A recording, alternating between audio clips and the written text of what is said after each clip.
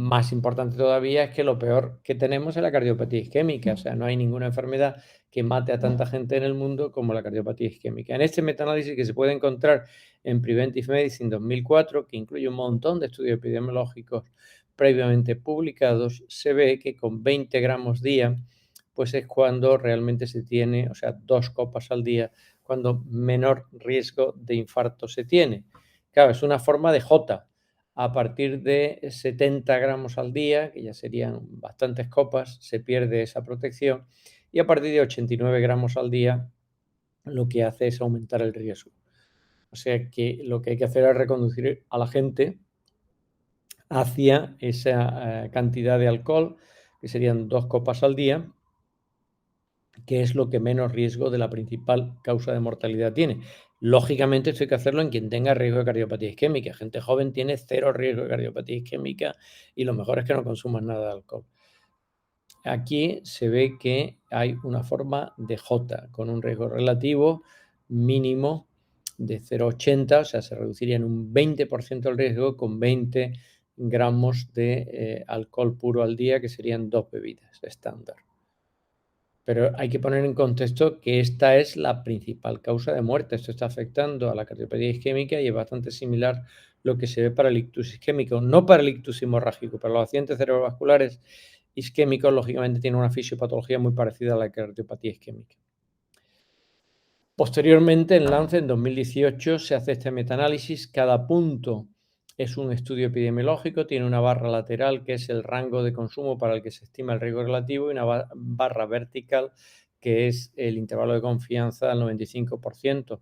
Se ve que hay una abundancia de puntos por debajo de la línea de 1, sobre todo en el rango de consumo moderado, que pueden ser 1, 2, 3 copas al día, incluso 4 copas al día.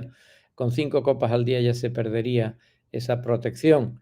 Entonces estamos hablando de una revista como Lancet y además dentro del contexto del Global Burden of Disease, de la carga global de enfermedad, que es contraria a cualquier consumo de alcohol, pero reconocen esto. O sea que esto es universalmente reconocido, que los mejores estudios epidemiológicos y la combinación de todos ellos encuentran una protección importante frente a la principal causa de mortalidad en el mundo, que es la cardiopatía isquémica por el consumo de alcohol.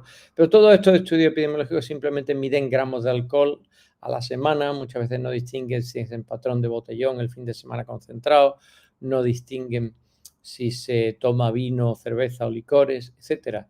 Todo esto son limitaciones. Aquí se tienen en cuenta cualquier tipo de bebida. Por otra parte, hay un principio básico en salud pública que es la segmentación del mensaje. En este British Medical Journal, que ya tiene unos cuantos años, se ve el riesgo de mortalidad por todas las causas. Al final esto es lo que da la última palabra. Se pueden morir menos de infarto de miocardio, pero se pueden morir más de cáncer. Entonces hay que hacer la combinación que es más de cáncer o más de accidentes de tráfico, que lógicamente aumentan por poco alcohol que se consuma. Entonces hay que ver la mortalidad por todas las causas y aquí está estratificada por edad. Entonces hay que fijarse que en mujeres, a no ser que tengan menos de 55 años, para el consumo moderado de consumir, pues eso, 7 bebidas a la semana, 6 bebidas a la semana, lo que se encuentra frente a mortalidad global es protectora.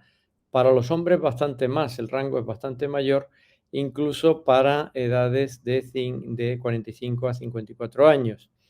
Tienen mucho más riesgo, lógicamente, si sus edades son de 16 a 34 años en los hombres, un riesgo intermedio pero elevado para los que tienen de 35 a 44, pero a partir de 45 años en hombres y a partir de 55 en mujeres, pues para ese rango de consumo moderado, y aquí insisto, solo estamos viendo alcohol, no estamos viendo vino, pues hay una protección y esto es epidemiología seria. Más serio todavía es el estudio de los profesionales sanitarios y de las enfermeras. En este estudio, con más de 100.000 personas, que llega a tener un seguimiento hasta de 34 años, que se dice pronto, 34 años, con una valoración detalladísima. Conozco este estudio pues, con mucha profundidad, pues llevo trabajando con ellos desde el año 98 y como muchos de los que me escuchan sabrán, es quizá el estudio más detallado, con mejor control de factores de confusión y más productivo que ha habido en estudios de cohorte en epidemiología en los últimos 20 años. Pues este estudio, después de 34 años laboriosísimos recogiendo datos y de haber observado 42.000 muertes, encuentra que son 5 los factores que determinan la longevidad. No fumar, estar delgado, hacer actividad física, tener una alimentación sana y, he aquí, un consumo moderado de alcohol, de 5 a 15 gramos al día, o sea, de media bebida a 1,5 en mujeres, y de 5 a 30 gramos hasta 3 bebidas en varones. Y se ve que cualquier factor que se suma va aumentando la expectativa de vida. Esta sería la expectativa de vida en personas de 50 años, que puede pasar de tener poco más de 29 años a tener más de 43 después de los 50. O sea que la longevidad, lógicamente, implica el consumo moderado de alcohol. Y esto es un estudio de lo mejorcito que hay en toda la historia de la epidemiología. Es más, si se vaya al detalle concreto, pues de 5 a menos de 15 gramos de alcohol al día, de media bebida a 1,5, pues es la referencia tanto para las muertes por cualquier causa como para las muertes por cáncer, que es lo que se suele achacar, las muertes por cáncer. Y resulta que ligeramente menor mortalidad tienen pues estos que consumen moderadamente, todos los que están en verde, por cáncer, que los astemios, que tienen un riesgo relativo de 1,03. Es muy pequeñita la diferencia, pero no se puede decir que ese consumo moderado haga riesgo, haga un aumento de riesgo, conduzca a un aumento de riesgo para el cáncer. Y para las muertes cardiovasculares, pues sí que hay una diferencia muy grande entre los astemios y los que beben moderadamente, ¿verdad? Porque los astemios pues tienen un riesgo relativo de 1,49, o sea que tienen como un 50% más de riesgo en términos relativos. Esto, ya digo, es de lo mejor que se ha hecho en epidemiología del alcohol. También es impresionante este estudio publicado en el British Medical Journal en 2017, donde se estudió es una cohorte de casi 2 millones de personas, donde se observaron 115.000 eventos cardiovasculares. Entonces aquí se ve también que los que tienen menor riesgo son los bebedores moderados para la cardiopatía isquémica, es la referencia. Los no bebedores tendrían 31% en términos relativos más riesgo. Los ex-bebedores, que los separan aquí, cosa interesante, porque a veces se dice que los no bebedores que son ex-bebedores. Entonces, ¿qué es moderate drinking? ¿Qué es lo que dicen aquí, beber moderadamente? Pues consumir 21 bebidas a la semana, o sea que serían 3 al día para hombres y 14 a la semana, que serían 2 al día para mujeres. Ahí es donde se encuentra la menor incidencia de enfermedad cardiovascular. Estamos hablando de enfermedad coronaria, pero hay que ver el conjunto total de la mortalidad. También lo ven en este estudio con casi 137.000 no sujetos, muertes.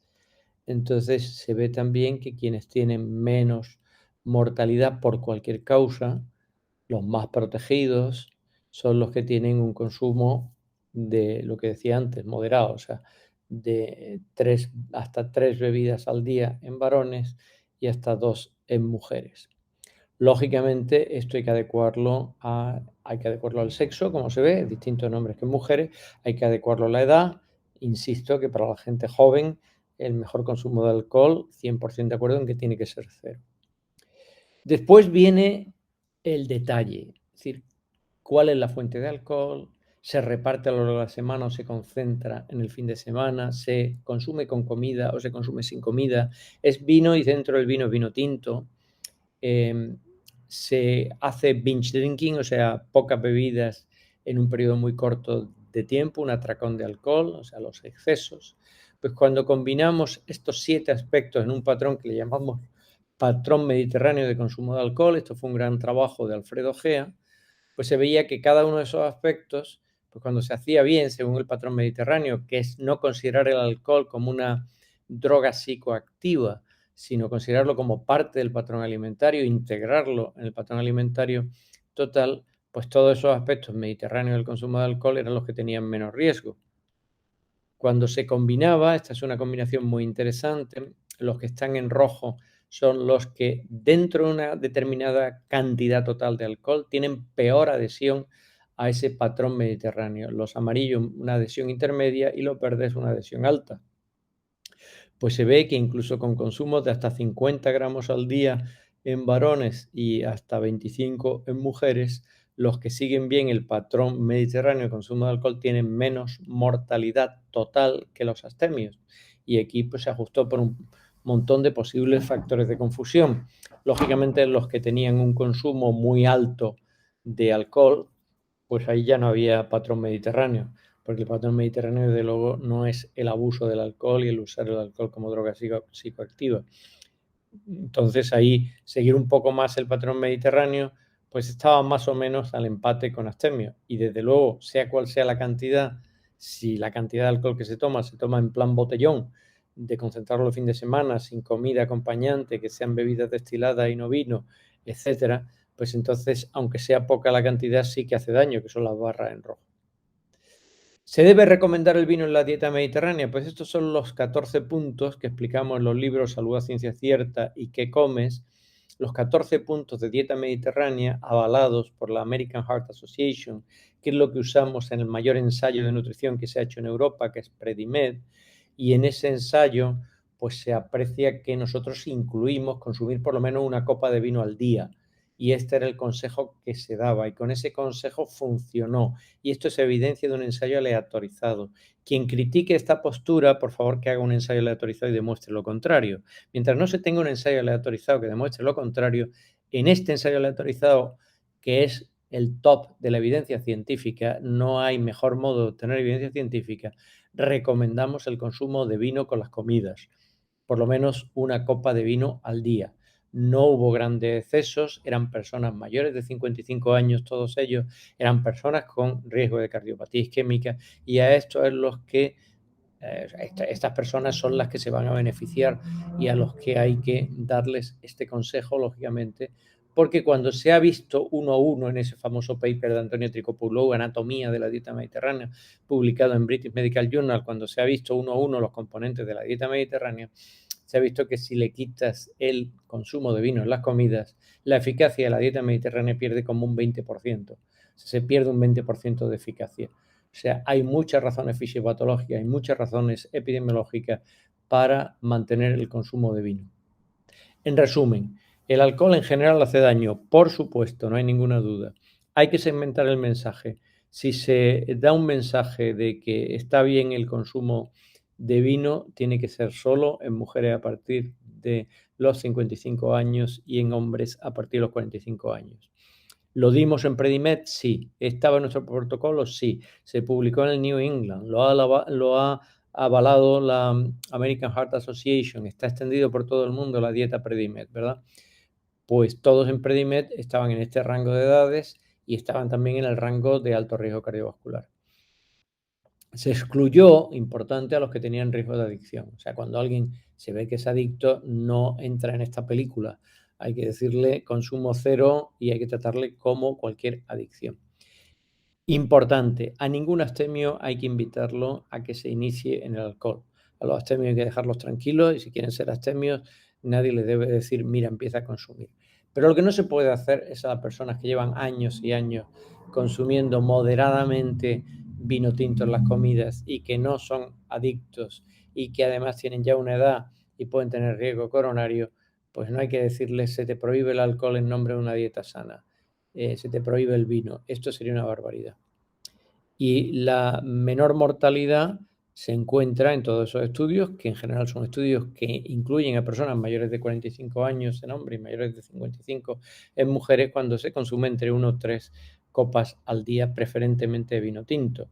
Y todavía es menor la mortalidad cuando se sigue ese patrón mediterráneo de consumo de alcohol, que es vino tinto en vez de licores o cervezas, que esté espaciado a lo largo de la semana, sin concentrarlo el fin de semana, sin usarlo como droga psicoactiva, sino que sea con las comidas, sin atracones y siempre con esa moderación. Es cierto que se ha abusado de la palabra moderación, no tengo ninguna duda, pero hay que concretar qué es la moderación. Aquí está dicho en esta diapositiva y se puede leer. Muchas gracias por su atención.